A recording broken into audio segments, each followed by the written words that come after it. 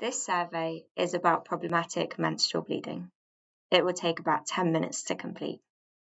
The survey is to collect questions and ideas for research on the care of problematic menstrual bleeding problems associated with periods. We want to know what is important to those who experience problematic menstrual bleeding and those who care for them. Your responses will help make a list of the top 10 research questions that need to be answered about problematic menstrual bleeding.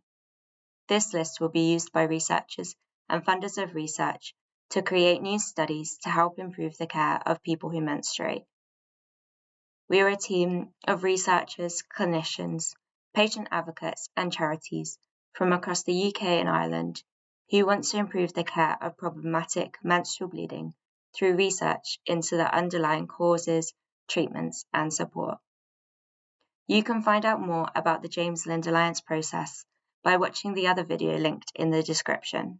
What is problematic menstrual bleeding? Periods can be inconvenient or uncomfortable at times, but problematic menstrual bleeding refers to period bleeding that has a negative impact on life.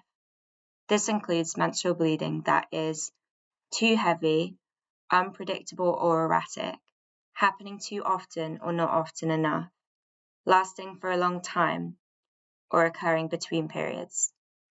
Who do we want to hear from?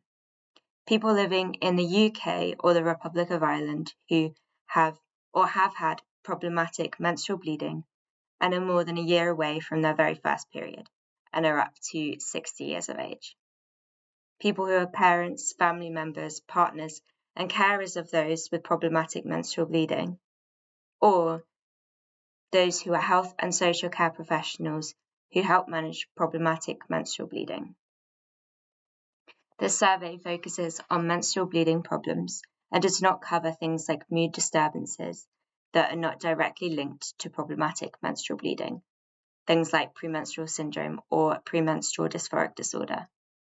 It also does not cover the absence of periods, specific problems when just starting your periods, chronic pelvic pain, or menstrual pain that occurs without problematic bleeding.